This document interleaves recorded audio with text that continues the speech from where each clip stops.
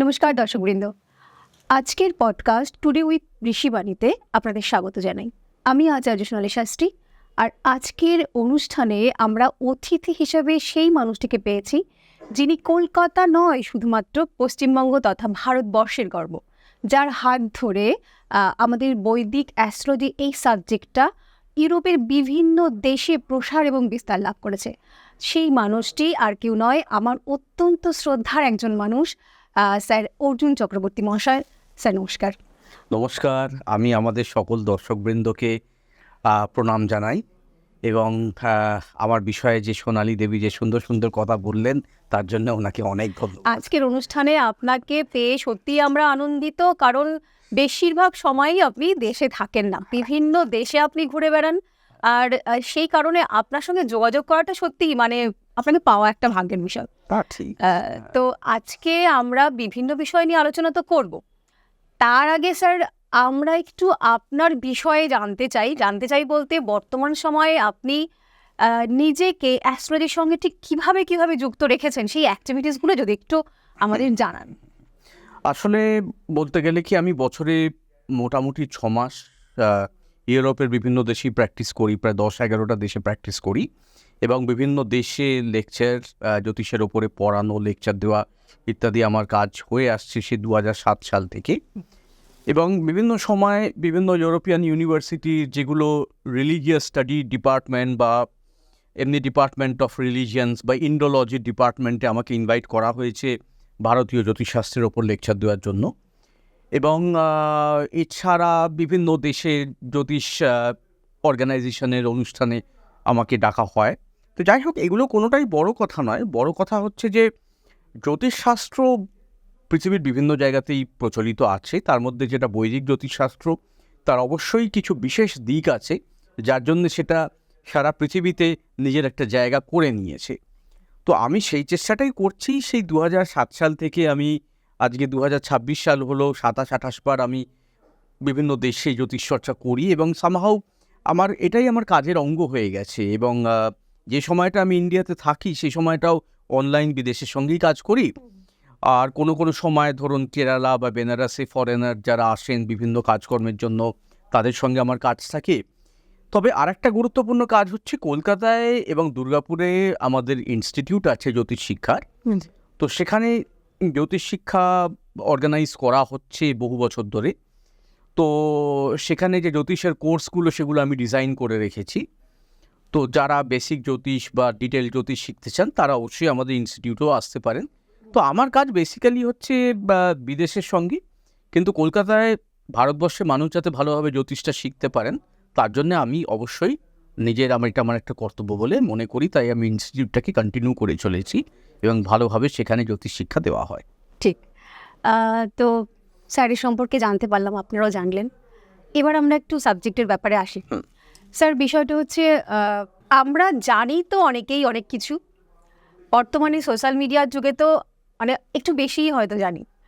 তো সেইখান থেকে এই যে জানা এবং অজানার একটা দোলাচল, আপনার কাছ থেকে আমরা সেটা জানতে চাইবো, একদম স্পষ্ট একটা ধারণা।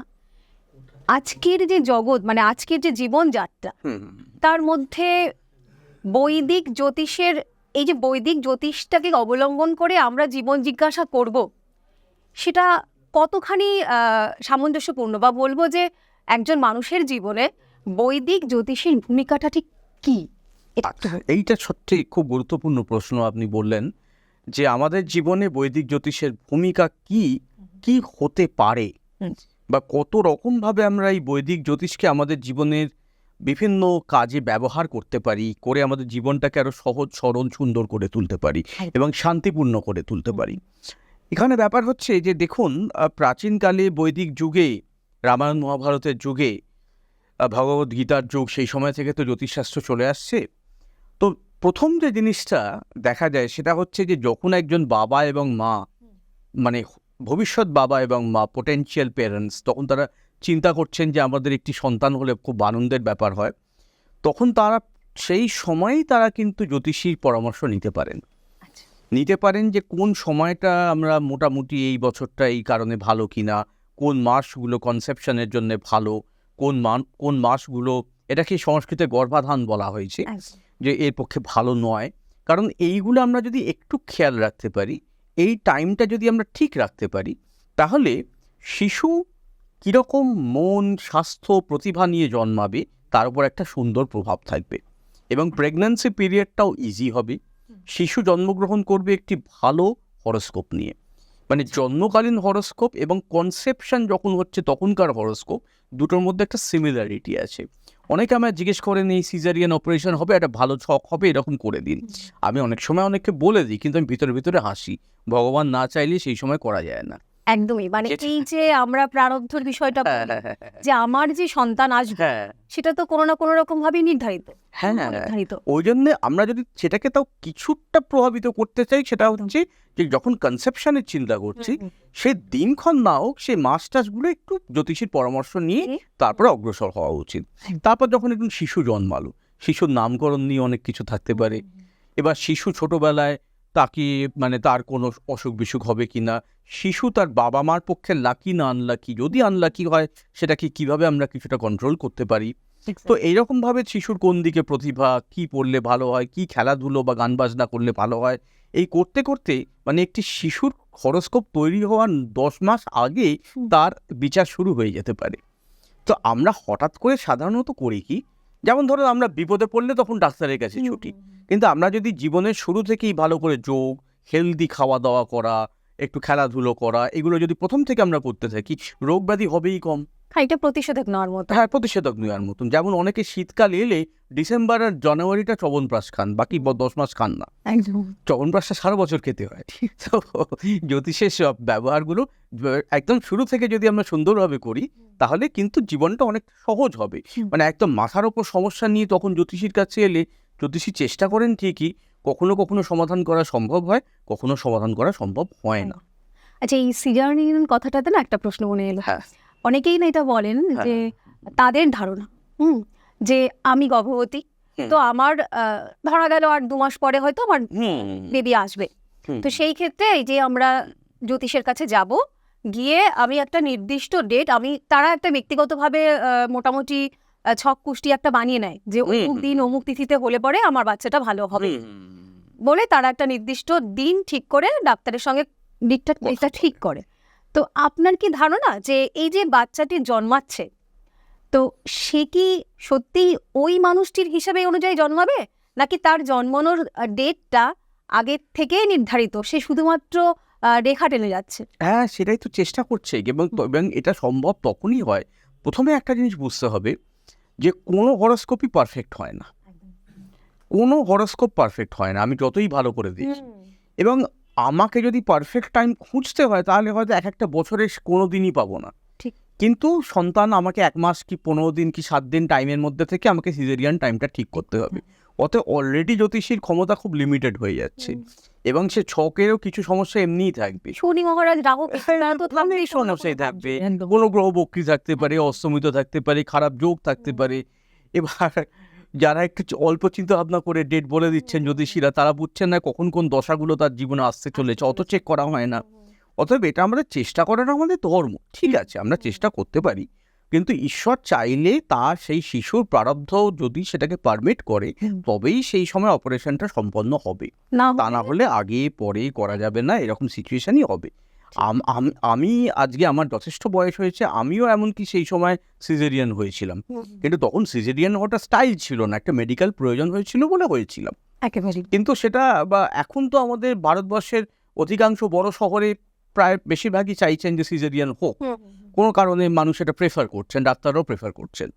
তো কিন্তু সেক্ষেত্রে অনেকে আমাদের কাছে আসেন, আমরা হাসতে হাসতে করে দিই অঙ্কটা, কিন্তু আমরা নিজেরা ভালো করেই জানি ঈশ্বর না চাইলে ওই টাইমে কিছুতেই হবে না। সেটাই, মানে ওই যতই ভাবুন না কেন যে আমি হয়তো আমার বাচ্চার ভাগ্যটা নির্ধারণ করছি, এটা কিন্তু অসম্ভব। কিন্তু যদি হয় তাহলে বুঝতে হবে ঈশ্বর ওটাকে সাপোর্ট করেছেন, ওই জন্য ভালো ছকই হবে, ঠিক আছে, ভালো ছক হবে। হ্যাঁ, তো এটা তো পেয়ে গেলাম। একটা নতুন প্রশ্নের দিকে যাই, যেটা হচ্ছে প্রচুর মানুষ আজকের দিনে জ্যোতিষের যেভাবে প্রচার প্রসার হচ্ছে, বিশেষ করে সোশ্যাল মিডিয়ার এটা ভালো দিক বলবো যে অনেক মানুষকে তারা দেখতে পাচ্ছে, চিনতে পারছে, জানতে পারছে অনেক অজানা জিনিসপত্র। তো তাদের একটা কথা যে জ্যোতিষ শাস্ত্রটা মানি না এমন নয়, জ্যোতিষ শাস্ত্র মানি। তো সেই ক্ষেত্রে তাদের প্রশ্ন হচ্ছে যে আমি যে একজন সঠিক জ্যোতিষের কাছে যাব, সেক্ষেত্রে আমরা ওই জ্যোতিষীর কোন গুণাবলীগুলো দেখব এবং দেখে ভাববো যে না এই মানুষটা ঠিক হতে পারেন? এটা কিন্তু মানে সকলেরই প্রশ্ন যে আমি শাস্ত্র মানি, কিন্তু আমার শাস্ত্রীর প্রতি কিন্তু ভরসার জায়গাটা টলমল। সে তো বটেই, সে তো বটেই। না, আমি অভিনন্দন জানাবো সোনালী দিকে এত সুন্দর সুন্দর প্রশ্ন করার জন্য, এবং আমি নিশ্চিত আপনাদের অনেকের মনে এই প্রশ্নগুলো আছে, সেই প্রশ্নগুলো বুঝে উনি প্রশ্নগুলো করছেন। আচ্ছা, এবার একটি যেটা বলি যে ধরুন আমরা যে কোনো কাজের জন্য একজন মানুষকে ভালো হতে হবে, তাকে বিশ্বাসযোগ্য হতে হবে। আমি যদি একটা উকিলকে আমার প্রয়োজন হয় জীবনে, তাকে মানুষ হিসেবে বিশ্বাসযোগ্য হতে হবে। একজন পুরোহিত মশাই মানুষ হিসেবে বিশ্বাসযোগ্য হতে হবে। জ্যোতিষও তেমন। আমি যদি একজন মিস্ত্রিকে রাখি যে আমার বাড়ি সারাবে, ইঞ্জিনিয়ারকে নিয়ে আসি, তাকেও মানুষ হিসেবে আগে বিশ্বাসযোগ্য হতে হবে যে সে আমায় প্রতারণা করার মানসিকতা নিয়ে কাজে নামবে না। তো আমি এখানে বলবো, দেখুন এটা তো বোঝা খুব কঠিন, সাধারণ মানুষ কি করেই বা অতটা বুঝবে। তো এখানে আমি যে কথাটা বলবো সেটা হচ্ছে যে সেই মানুষদের অ্যাভয়েড করাই উচিত যে কোনো প্রফেশনে যারা আপনাকে অলৌকিক বা অবাস্তব কিছু প্রমিস করছে। ভাগ্য বদলে দেবো, ভাগ্য বদলে দেবো যে কোনো ক্ষেত্রে। দেখুন, ভাগ্য বদলে দেওয়াটা সম্ভব নয়। ধরুন বৃষ্টি হচ্ছে, আপনাকে সে ছাতা দিতে পারে, মানে ভাগ্যের একটা রূপান্তর আমরা করতে পারি, সেটা থেকে আপনাকে নয়। প্রোটেকশন কিছুটা আমরা দিতে পারি। ঠিক। এবং ধরুন আপনার জল এত অবধি চলে এসেছে, আমরা একেবারে পুরো জল সব নিয়ে যাব না, একটু সুযোগ দেব আপনাকে, নিচে একটা টুল দেবো, সেটার উপর একটু দাঁড়িয়ে আপনি কিছুটা লড়ার সুযোগ পেলেন। এটাও কিন্তু অনেক বড় সুবিধা। একেবারে একটা মানুষের জীবন বদলে যেতে পারে। 30-40% যদি সমস্যা সমাধান করা যায় না, তাহলে একটা মানুষের, যে মানুষটা হয়তো মারা যেত বা আত্মহত্যা করতো, সেই থেকে সে মানুষটা আবার ফিরে আসতে পারে। একটা দিনের একটা কথা হ্যাঁ, একটা মানুষকে জীবন দিয়ে দিতে পারে। হ্যাঁ, এক্স্যাক্টলি। তো সেইটা যদি কেউ প্রমিস করে যে আমি চেষ্টা করব যথাসম্ভব, আমি এত বছর এই কাজ করছি, সাধারণত আমার এতে কাজ হয়, আপনারা আসুন, I will try my best, তাকে আপনি বরং বিশ্বাস করুন। আপনি একটু ভেবে দেখুন যে জ্যোতিষী বা তান্ত্রিক, বাস্তুবিদ, সংখ্যাতত্ত্ববিদ যদি সব সমস্যার গ্যারান্টি সমাধান করতে পারতেন, এটা কোট আনকোট গ্যারান্টি সমাধান করতে পারতেন, তাহলে তো পাকিস্তান সমস্যা আমাদের দেশে থাকতো না।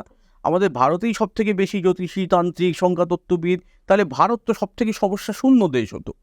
কিন্তু আমরা কিছু জায়গায় আমরা এমন কিছু মানুষকে আমরা মিরাকেল চাইছি। মিরাকেল শব্দটা আমি ইংরেজিতেই ব্যবহার করছি, চমৎকার বা মিরাকেল সবসময় আমরা চাইছি, যার জন্য আমরা ভুল মানুষ যারা মিরাকেল প্রমিস করছেন তার কাছে গিয়ে আমরা বিপদে পড়ছি। মানে সাধারণ মানুষ কখনো কখনো ভেবে নিয়েছেন কখনো কখনো যে অ্যাস্ট্রোলজাররা ম্যাজিশিয়ান। না, এটা ভাবা চলবে না। না, আপনি একটা জিনিস ভেবে দেখুন যে আমাদের পরমহংস রামকৃষ্ণদেবকেও কিন্তু একজনের রোগ নিতে হয়েছিল, রাম ঠাকুরকেও তাই করতে হয়েছিল। এগুলির ব্যাপারটা, আমরা কিন্তু ওই স্তরের কেউ নই, আমরা একেবারেই ওই স্তরের মানুষ নই, আমরা কেউ জাদুকর নই। জ্যোতিষশাস্ত্র একটা শাস্ত্র। হ্যাঁ, মুনি ঋষিদের সময় যারা জ্যোতিষশাস্ত্র চর্চা করতেন, ঋষি পরাশর, ভৃগু, জৈমিনী, তাদের হয়তো কিছু অলৌকিক ক্ষমতা থেকেও থাকতে পারত। আজকের যুগে কিন্তু অলৌকিক ক্ষমতা খুব অল্প মানুষের কাছে আছে। সারা জীবন খুঁজেও একবারও যদি তার দর্শন পাওয়া যায়, তাহলে আমাদের জীবন ধন্য হয়ে যাবে। তো যারা কেউ টিভিতে বসে হই হই করে বলবেন না যে আমি ভগবানের সমতুল্য। এবং আরেকটা জিনিস দেখবেন, যে কোনো ফিল্ডেই, শুধু জ্যোতিষ নয়, আপনারা একটু রেফারেন্সের মাধ্যমে যাওয়ার চেষ্টা করবেন। যে কেউ উপকৃত হয়েছে, সে বিখ্যাত মানুষের কাছে গিয়ে হোক বা সাধারণ মানুষের কাছে গিয়ে হোক, কেউ উপকৃত হয়েছে, সে সেটা বলছে আপনাকে, একটু রেফারেন্স। যেমন চিকিৎসকের কাছে আমরা যখন যাই, আমরা তো শুধু অ্যাড দেখে যাই না, আমরা কারো কাছে শুনে যাই যে ইনি ভালো ডাক্তার, এনাকে দাও, আমি দেখিয়েছি, আমার চোখ অপারেশন করেছেন, একদম ভালো দেখতে পাচ্ছি আমি। তো এখানেও একটু এগুলো চেষ্টা করুন, একটু কমন সেন্স বজায় রাখুন, মিরাকেল আশা করবেন না। লড়াই করবেন জ্যোতিষী আপনার জন্য, জ্যোতিষী, তান্ত্রিক সবাই আপনার জন্য লড়াই করবেন, তাকেও একটু সময় দিতে হবে। 100% সমাধান হয় না, 40-50% সমাধানের আশা করি আমরা যাব। ঠিক। তো এই যে জ্যোতিষীর এই বিষয়গুলো তো তারা দেখলেন। আচ্ছা, এই জ্যোতিষী যে ব্যক্তি, তার সঙ্গে কি আধ্যাত্মিকতার সম্পর্কটা থাকাটা জরুরি? মানে কতটা প্রাসঙ্গিক সেটা? দেখুন, এই যে আধ্যাত্মিক শব্দটা কিন্তু একটা বৃহৎ শব্দ। আধ্যাত্মিক আর ধার্মিক কথা দুটোর মধ্যে একটু পার্থক্য আছে। ধার্মিক বলতে আমরা কোনো কোনো সময় বুঝি যিনি কত পুজো করছেন, কতক্ষণ মন্দিরে সময় কাটাচ্ছেন, কত মন্ত্র জপ করছেন, কত তীর্থ করছেন, এটা একটা জিনিস। প্রকৃত আধ্যাত্মিক ব্যক্তি হয়তো তার আধ্যাত্মিকতাটা দৈনন্দিন জীবনে প্র্যাকটিস করেন।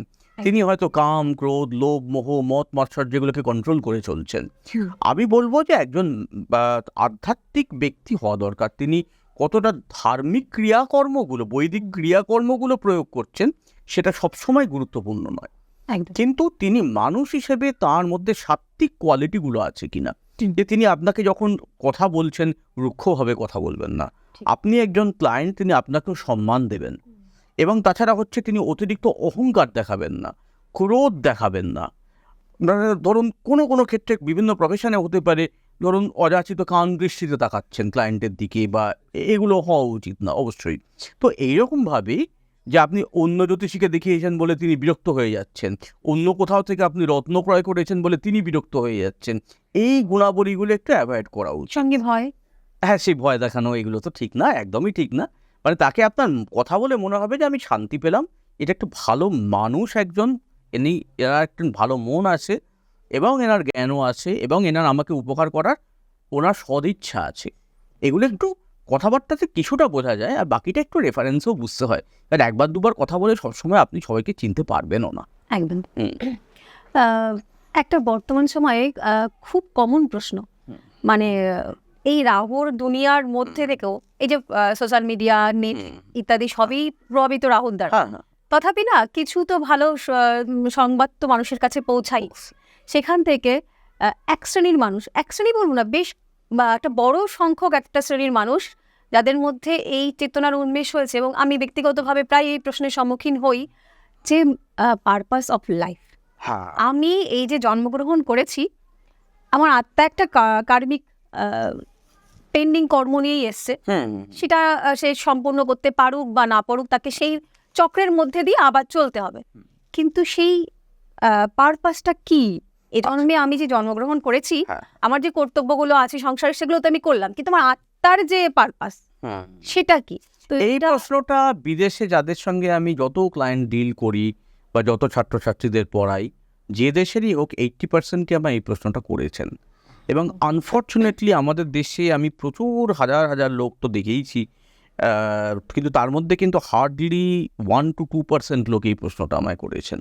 আচ্ছা, অ্যাকচুয়ালি একটা জিনিস আগেই আমার জ্যোতিষ প্রিয় বন্ধুদের বলি, যে ধর্মগুলিতে কিন্তু জন্মান্তরবাদ, পূর্বজন্ম, পরজন্ম, কর্মফল ইত্যাদি বিষয়গুলিকে স্বীকৃতি দেওয়া হয়েছে বা গ্রহণ করা হয়েছে, সেই ধর্মতেই কিন্তু জ্যোতিষশাস্ত্রের প্রশংসা করা হয়েছে। একেবারে এবং যে ধর্মগুলিতে বলা হয়েছে যে আমাদের জীবন একটাই, ঈশ্বরের ইচ্ছেতে সব কিছু হচ্ছে, তাকে আমরা জিসাস বলি, আল্লাহ বলি, তার ইচ্ছেতে সব কিছু হচ্ছে, এর আর কোনো কারণ নেই, এই কোনো কর্ম কোনো কারণ নেই, তিনি বলেছেন তাই হচ্ছে, একটাই আমাদের জীবন।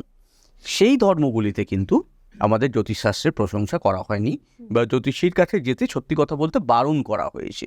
ইভিল শাস্ত্র বলা হয়েছে, এটাকে দুষ্ট শাস্ত্র বলা হয়েছে। তো আপনি যদি মনে করেন আমি হিন্দু, বা আমি জৈন, বা আমি বৌদ্ধ, বা আমি শিখ, তাহলে কিন্তু আপনাকে প্রথমে মানতে হবে যেটা গীতার কথা, যেটা হচ্ছে একটা আত্মা কিন্তু অবিনশ্বর, আত্মা বারবার জন্মগ্রহণ করে, একটা জন্মে সে একটা বা একাধিক জন্মে তার যে বিভিন্ন কর্মফল ভালো মন্দ সেইগুলো ভোগ করার জন্য সে আবার এইখানে জন্মগ্রহণ করতে বাধ্য হচ্ছে। তো অতএব আপনি যদি এই প্রিন্সিপালটা বিশ্বাস না করেন যে না একটাই জীবন, পূর্বজন্ম কে দেখেছে, তাহলে কিন্তু আপনি নিজেকে হিন্দু বলতে পারেন না, আপনি সনাতনী নন। হ্যাঁ দাদা, তো এই যে পারপাস অফ লাইফ, এটা আমরা জ্যোতিষিক কোনো সূত্র দিয়ে হ্যাঁ, আমরা কি বুঝতে পারি? দেখুন এখানে ব্যাপারটা হচ্ছে কি, প্রথমেই এই প্রশ্নটা যখন আসে, আমি প্রথম যে বড় কথাটা বলি, গুরুত্বপূর্ণ কথাটা, সেটা হচ্ছে মানব জীবনের একটাই পারপাস হচ্ছে আমাদের এই চক্র থেকে মুক্ত হওয়া, যেখানে আমরা আমাদের এমনভাবে আমরা এই জীবনটা কাটালাম, যেখানে আমাদের ব্যাপারটা হলো কি, আমাদের আর কোনো কিছু চাওয়া পাওয়ার আকাঙ্ক্ষা নেই। তো এবং আমাদের কোনো কিছু ভোগ করা বা আমাদের কোনো কিছু সাফার করার জন্য আমাদের এখানে আসার কিন্তু কোনো ব্যাপার এখানে আর থাকছে না। তখনই আমি সেই পজিশনটায় পৌঁছতে পারবো যে আমার আর কোনো কর্মই সৃষ্টি হচ্ছে না, আমি ঈশ্বরের দাস হয়ে তাঁর সন্তুষ্টির জন্য কাজ করছি, আমার ইচ্ছা পূরণের জন্য করছি না। আমার যদি কোনো ইচ্ছাই না থাকে, তাহলে ইচ্ছা অপূর্ণ থাকার জায়গাটা থাকছে না। তো সেই জায়গাটা হচ্ছে আমাদের মূল উদ্দেশ্য। আর সেই জায়গাটাকে রিচ করার জন্য যে মিশন অফ লাইফ যেটা বলছি, সেগুলো হচ্ছে ছোট ছোট মিশন, কার পক্ষে কোন দিকটা ঠিক। সেটা কোনো রকম ধর্মিক প্র্যাকটিস হতে পারে, কারুর কোনো রকম পেশা হতে পারে, কারুর কোনো রকম দান ধ্যান কর্ম হতে পারে, ইত্যাদি বিভিন্ন রকম হতে পারে। কিন্তু আমাদের এমন কিছু কাজ আমাদের জীবনে সবসময় করতে হবে যে জ্ঞানত অজ্ঞানত এই জন্মে এবং তার বিগত বিভিন্ন জন্মে আমরা যে অনেক সময় অনেক ভুল কাজকর্ম করেছি, মানুষকে বা অন্য প্রাণীদেরও কষ্ট দিয়েছি, সেটাকে একটু ব্যালেন্স করার জন্য আমাদের এমন কিছু কাজ এই জন্মে করে যেতে হবে যে যাতে আমরা ওই জায়গাটাকে কিছুটা মুছে ফেলতে পারি, যাতে আমরা মোক্ষের আর একটা পথ এগিয়ে যেতে পারি। এটাই আমাদের মানব জীবনের লক্ষ্য, মোক্ষের দিকে যতটা সম্ভব এগোনো। ওই জন্যই তো মানব জীবনকে শ্রেষ্ঠ জন্ম বলা হয়েছে। নাহলে তো আমি বলতে পারি যে আমার বাড়ির যে কুকুরটা, সে কত সুন্দরভাবে আমি তাকে রেখেছি, তার তো কোনো টেনশন নেই, তার জীবন আমার থেকে বেটার, কিন্তু তার মোক্ষের কোনো সম্ভাবনা নেই, আমার মোক্ষের সম্ভাবনা আছে। তাহলে লক্ষ্যটা হচ্ছে মোক্ষ। সেইটার জন্য আপনাকে জ্যোতিষী বলে দিতে পারেন যে আপনি আর গ্রহ অনুসারে কোন কোন পথে এগোলে মোক্ষর দিকে এগোতে আপনাদের সুবিধা হবে। এক্সাম্পল হিসেবে একটা বলুন। ধরুন এক্সাম্পল হিসেবে আমি যদি কারোর দেখতে পারি যে আমাকে দেখতে হবে উইক প্ল্যানেট কোনটা, যে জায়গাটা তাকে বিষয় আশয়ে আসক্ত করছে এবং অনৈতিক কাজ করতে বাধ্য করছে, সেই যে গ্রহটা, সেই গ্রহটাকে আমাদের যতটা সম্ভব বিভিন্ন রকম মন্ত্রপাঠ করে হোক, দান করে হোক, উপবাস করে, সেই গ্রহের দিনে উপবাস করে, বিভিন্ন রকম কাজকর্ম করে ওই গ্রহটাকে আমাদের আস্তে আস্তে শান্ত করতে হবে।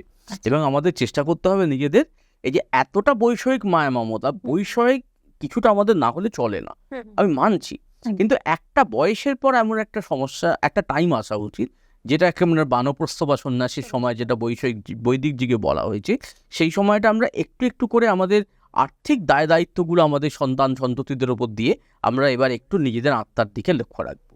তো তাই জন্য আমরা এমন কিছু কাজে যুক্ত হতে পারি যেটা সমাজের কল্যাণ করছে, আমরা এমন কিছু কাজে যুক্ত হতে পারি যেটা হয়তো আমি এমন কিছু বইপত্র লিখছি, কোথাও বইপত্র পড়ে ছোটদের ভালো ভালো জিনিস শেখাচ্ছি, সেটা ছক বলে দেবে যে বুধ খারাপ হলে আপনি অল্প বয়সী ছেলে মেয়েদের নিয়ে কিছু ভালো কাজ করতে পারেন, তাদের ভালো ভালো শিক্ষা দিতে পারেন, বা তাদের পড়াশোনার জন্য দান করতে পারেন। আপনার যদি বৃহস্পতির জায়গায় খারাপ থাকে তাহলে গুরুস্থানীয় ব্যক্তিদের আধ্যাত্মিক স্থান বা আপনি দান করুন যেগুলো শিক্ষামূলক স্থান, যেখানে বিভিন্ন রকম গবেষণা হয়, সেরকম ভালো কাজে কিছু দান করুন। এবং এইভাবে প্রত্যেকটা গ্রহেরই আপনি বিভিন্ন রকম করতে পারেন। ধরুন আপনার রাহুটা মূল খারাপ, তাহলে আপনি এমন জায়গায় কিছু কাজ করার চেষ্টা করুন যেখানে যারা আপনার বিভিন্ন রকম নেশাগ্রস্ত হওয়া, সেই সব যে অর্গানাইজেশন তারা সেখান থেকে মানুষকে মুক্ত করার চেষ্টা করছে, সেখানে একটু ভলেন্টিয়ার হন, সেখানে একটু দান করুন, এগুলো করার চেষ্টা করুন। এগুলো প্রত্যেকটা গ্রহের কারকতা অনুসারে বিভিন্ন কাজ করা যেতে পারে, কিন্তু শুধু নিজের জন্যে এবং নিজের পরিবারের জন্য বাঁচলে কিন্তু আমি এইখানেই থেকে যাব। ঠিক, ধর্ম বলে যে যখন সবার জন্য কিছু করা হয় সেটাই সঠিক, সেটাই ধর্ম। নিজের জন্য কিছু করাটাকে ধর্ম বলা। আমাদের ধর্মে কিন্তু প্রায় বলাই হয়েছে যে যখন আপনি জোয়ান এবং ভালোভাবে উপার্জন করছেন, আপনি রোজগারের আশা করা যায় মোটামুটি 1/4 সমাজ কল্যাণের দিকে আপনি দেখবেন।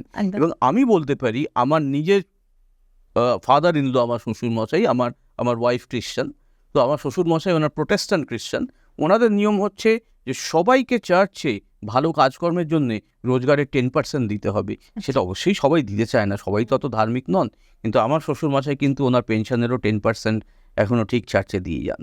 একেবারেই যে কোনো ধর্মের মানুষই ভালো হতে পারেন, মানুষ হিসেবে ভালো হতে হবে। ঠিক। তো এই যে মোটামুটি আমরা বুঝলাম, কর্ম বুঝলাম, পারপাস লাইফ বুঝলাম, অনেক সময় মানুষ জ্যোতিষীর কাছে যান, সমস্যাগুলো তারা বুঝতে পারেন, তাদেরকে জ্যোতিষীরা বলে দেন যে এই সমস্যা এই গ্রহের জন্য হচ্ছে বা এই প্রবলেমগুলোর জন্য হচ্ছে, যাই হোক, তো সেখান থেকে তারা একটা সমাধানের পথ খোঁজার চেষ্টা করে। আমরা কিছু কর্মের সমাধান দেই অথবা বলি কিছু প্রতিবিধান, রেমিডি। তো এবার এখানে আবার অনেক মানুষ আসেন যারা বলেন যে আমি 10 জায়গাতে দেখিয়েছি, 10 জন অ্যাস্ট্রোলজার আমাকে প্রেডিকশন তো ঠিকই বলেছেন, কিন্তু 10 জনের ক্ষেত্রে 10 রকম রেমেডি।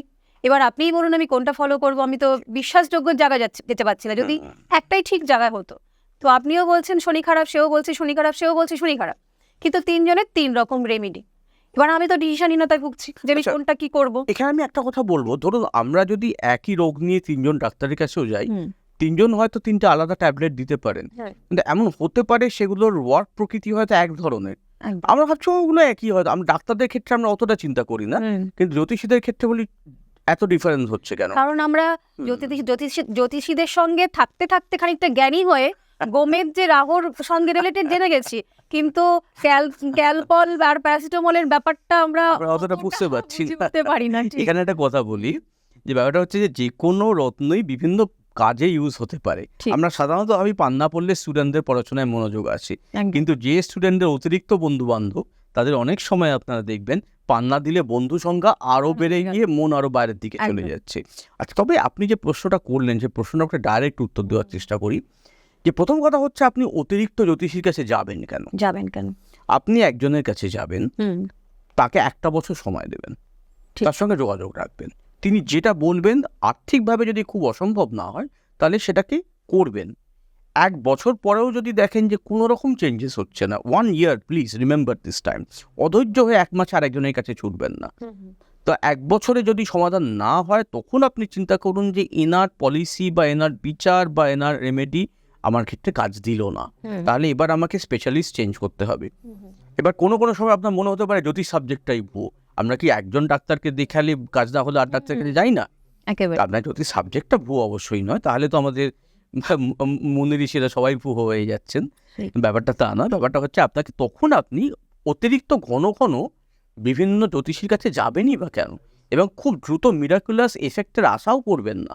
একেবারেই। আপনি 1 বছর তাকে টাইম দেবেন। আমার যিনি প্রথম গুরু, আমার জ্যাঠামশাই, যিনি মোরারজি দেশাইয়ের হাত দেখেছেন, বিধান রায়ের হাত দেখেছেন, শ্রদ্ধেয় প্রদ্যুৎ চক্রবর্তী, উনি আর আমাদের মধ্যে নেই অবশ্যই। তো উনি যখনই কাউকে কিছু বলতেন, কাউকে যখন রত্ন দিতেন, উনি বলতেন যে দেখো আজকে কত তারিখ, ক্যালেন্ডারে ডাক দাও, তুমি কি পরিস্থিতিতে আজকে আছো ভালো করে চিন্তা করে নাও, পরের বছর এই তারিখের পর তুমি আমাকে জানাবে তুমি এই 1 বছরে কি পরিস্থিতিতে আছো। সব কিছুর একটা মিনিমাম টাইম লাগে, এবং মিরাকেল কখনো হয় না। যখন সময় খুব খারাপ, -10, তখন জ্যোতিষী সেটাকে হয়তো 0-এ আনতে পারে, +10-এ আনতে পারবে না। একটা এটাকে বিষয়, হ্যাঁ দাদা, দেখবেন মানে আমরা একটা দিনও যদি খারাপ থাকি, সেটা কিন্তু খুব ভালো বুঝতে পারি যে আজকে আমি খারাপ আছি, কিন্তু আজকে আমি ভালো আছি, এটা কিন্তু না, অতটা বোঝা যায় না। আমরা কি ঈশ্বরকে কতটুকু ধন্যবাদ দিই যে সবকিছুর জন্য? আমরা তো ঈশ্বরকে একেবারে। ধন্যবাদ দিই না। কেন এটা পেলাম না, কেন ওটা পেলাম না, এই চিন্তাটাই আমরা বেশি করি। এটা কিন্তু শুধু আমাদের নয়, এটা সারা পৃথিবীরই এখন কলিযুগের ধর্ম। আমরা যা আছে মনে করি ওইটুকু তো আমাদের পাওয়ারই কথা রে বাবা, আরো পেলাম না কেন? ঠিক।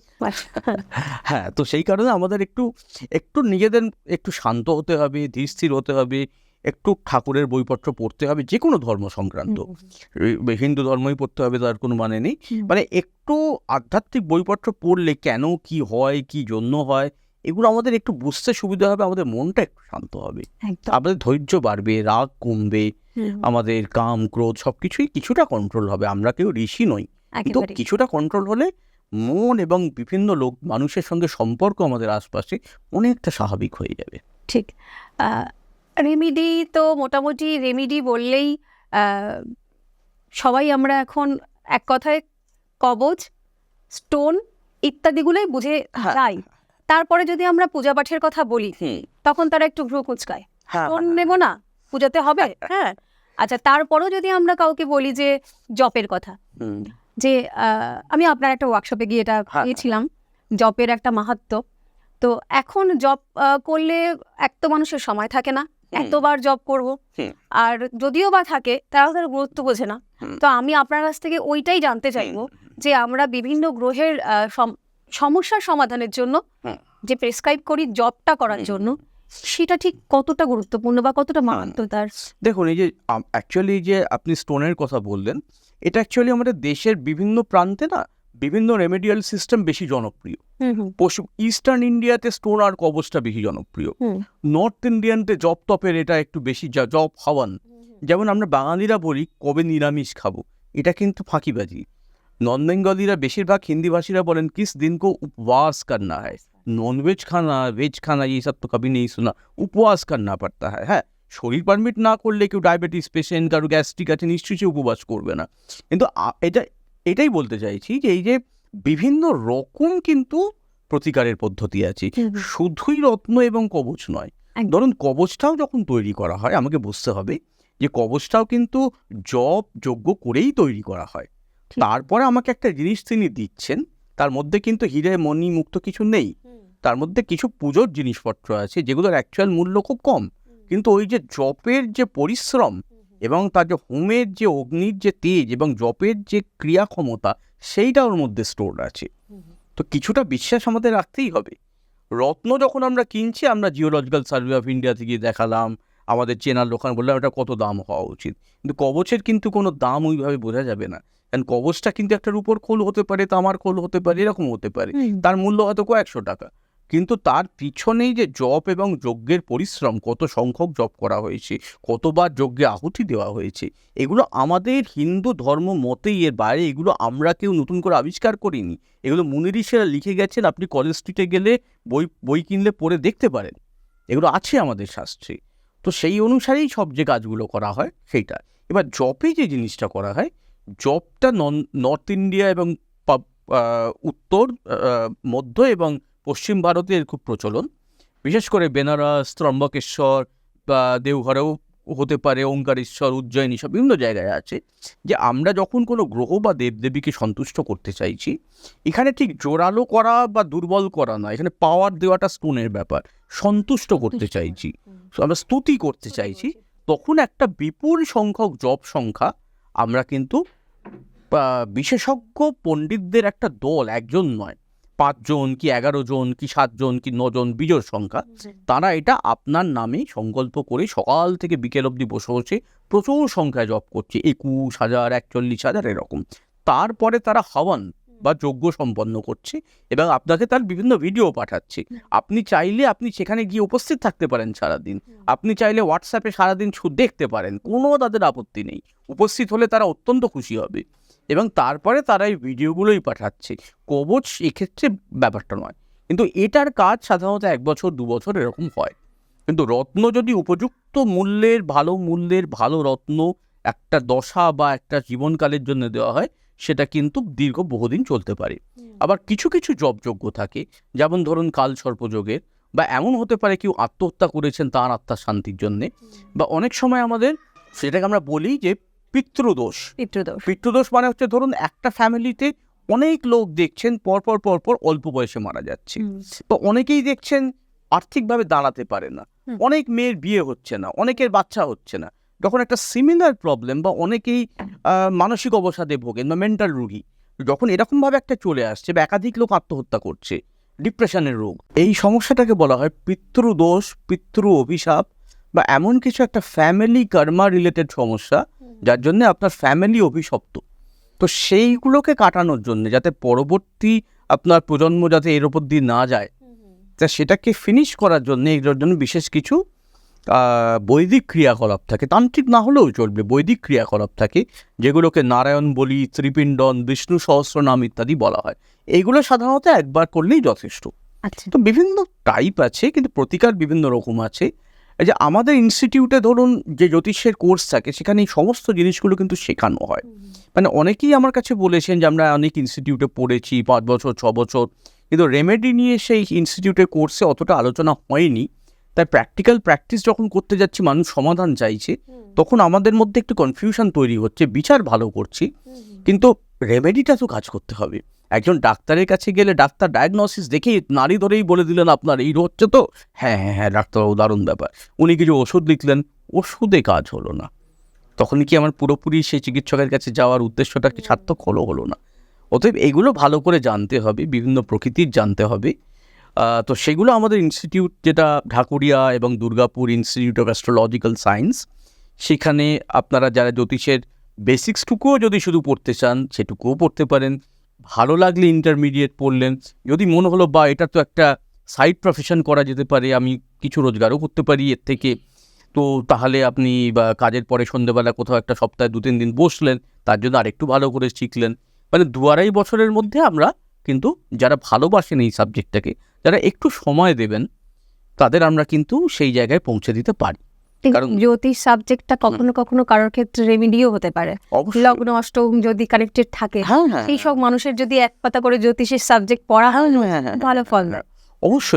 অবশ্যই মানে অনেক ইন্টারেস্টিং আছে। এমনকি রামায়ণের বিভিন্ন জায়গা, কিছু শ্লোক পড়লে বিভিন্ন গ্রহের সমাধান হয়, এগুলো অনেক আছে, এটা উমা সংহিতায় লেখা আছে।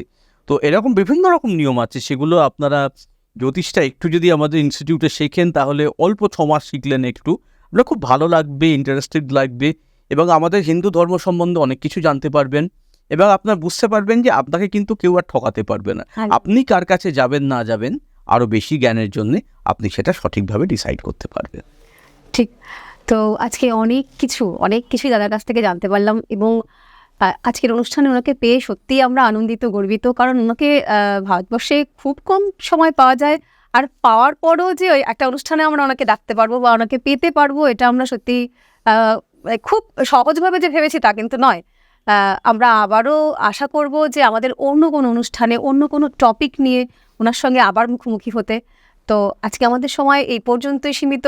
দাদাকে অসংখ্য ধন্যবাদ জানাবো। আমি আপনাদের ধন্যবাদ জানাচ্ছি, আপনাকে, আমার ছোট ভাই শান্তনুকে, এবং যারা আমার কথাগুলি এত ধৈর্য ধরে শুনলেন, মানে আমাকে টলারেট করলেন এতক্ষণ ধরে, তাদের অসংখ্য ধন্যবাদ। নমস্কার, ভালো থাকুন সবাই। মা আদিশক্তির কৃপা আপনাদের উপর বর্ষিত হোক।